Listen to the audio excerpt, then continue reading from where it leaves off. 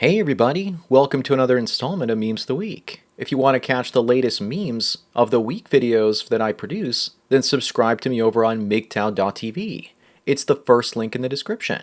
You can also find other great content creators like Turd-Flinging Monkey, as well as Redonkulous, and so many more, so check it out.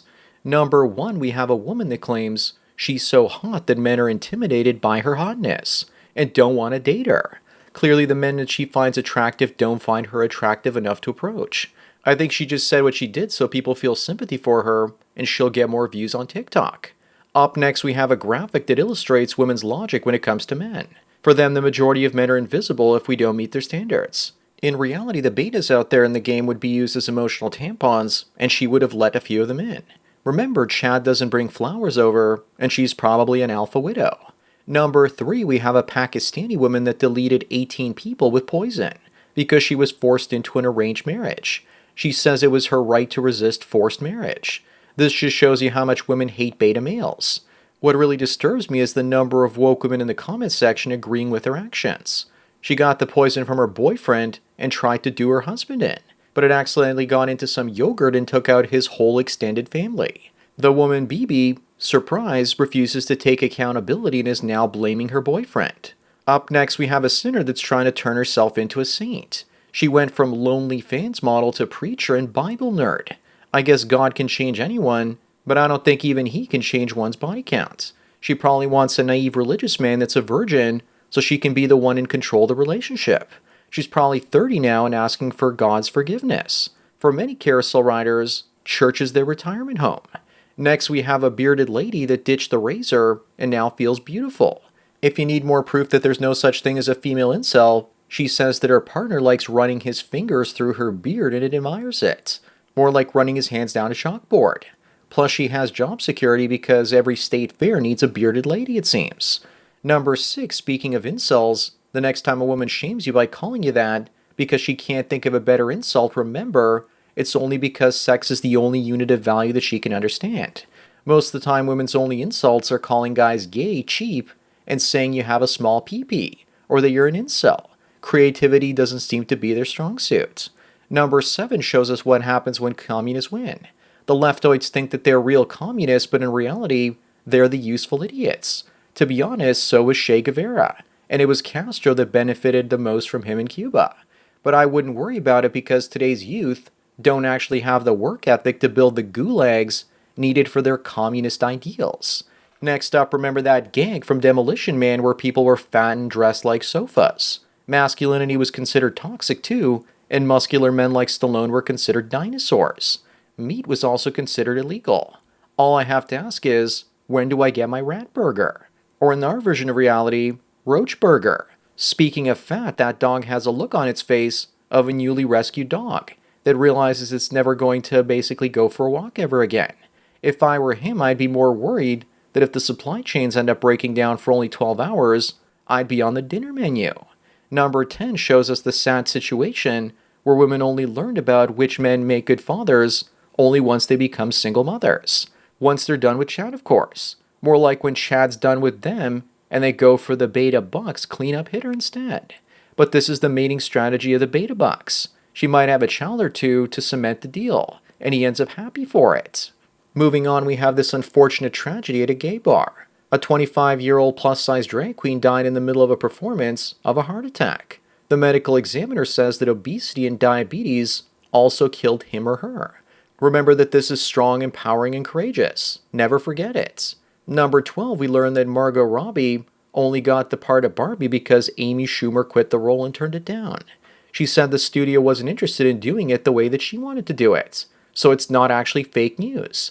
It would have been better with Schumer than dozens of YouTubers could have made their careers mocking her. She was also probably told to lose weight because no one would go and see something like this. The next one is also something I would love to see. 4 women heading in a tiny capsule for a year and a half to Mars and back. Somehow I don't think that they're going to make it. Only after one day will the place look like a woman's bathroom. And what will they do without an emotional tampon along for the journey? My thinking is it'll be a year and a half of screaming and pulling hair. Up next, we have a woman that finally went viral 7 years after she hung out topless from a vehicle for attention, and then ended up striking a light post, forcibly ejecting her from her meat suit. She won the Darwin Award for 2017. I'm just sad that her 11-year-old son had to watch this happen from the back seat. The happy ending, though, is he ended up being reunited with his father. He was her ex-husband at the time. Up next, we have a post showing us just how desperate many of the lonely fans models are out there these days. They complain that men are willing to pay them 10 times more for actual action with a real woman instead of the money to be teased through a screen. Paying her is like paying $5 to sit at a steakhouse and have a steak dangled in your face, instead of paying $50 or $40 to actually eat one. Number 16, it looks like the thought audit continues. We have a woman that was reported to the IRS by one of her potential clients. She blocked him and then got back to him, insulting him by calling him a virgin. Once again showing us a lack of creativity when it comes to female insults. She also says that he's an incel because no girl wants to touch him.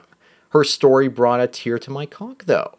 Moving on, this meme shows us how you can simp for men or the proud owner of memories. The difference, of course, is that you pay men for motivation and inspiration as a fan versus paying women for the privilege of continuing to pay them even more. My main criticism of Jordan Peterson is that cleaning up your room makes you less creative. You need a certain amount of chaos in your space to be creative. So in some sense, he's taking men's creative ability away from them if you listen to him. Number 18 asks the question, should men care about body count? Of course we should. The higher the number, the less I care. Of course, getting the true number out of her is like getting someone willingly to basically go to the dentist and get a root canal. We should start asking women the question, do you care about our bank accounts and incomes? They'll deny it, but you know the answer, of course, is yes. Next up, we have this week's most viewed meme. A man hires a working girl to come over to his hotel. No pun intended. And then he answers the door and it's his own daughter. I hope she didn't give him the old family discount. I wonder what the mom's reaction is going to be to all of this. You know, it always could have been worse. It could have been his son. Talk about daddy issues. Number 20, we have Stormy Daniels, and it looks like she's going to have to pay another $120,000 in legal fees after a failed defamation lawsuit against Trump. Trump keeps on winning. I just don't think he's going to win against DeSantis if he runs against him. Moving on is the cover of a book by Ava Wright called Fat White Women and the Black Men That Love Them. If it was ever raining fat women, then black men would be the honorary umbrella protecting us from that storm. Considering that 75% of American women are overweight now, it's more than black men that love them these days. Number 22, we see the evolution of feminism from first wave to third wave. What will things look like when we get to fourth wave feminism? You already know the answer to that. Women are asking the question, where have all the good men gone now? But it looks more like this. I think that sixth wave feminism, however, returning to traditionalism, isn't going to happen. It's a trad cuck's wildest dream. Just like $10,000 gold is an 80-year-old gold bug's wet dream. Up next, we have Spider-Man trying to keep this Disney princess from flying apart. The wokesters think that they're attacking old culture, but it's mostly women that enjoy Disney's The Little Mermaid from 35 years ago, and not men.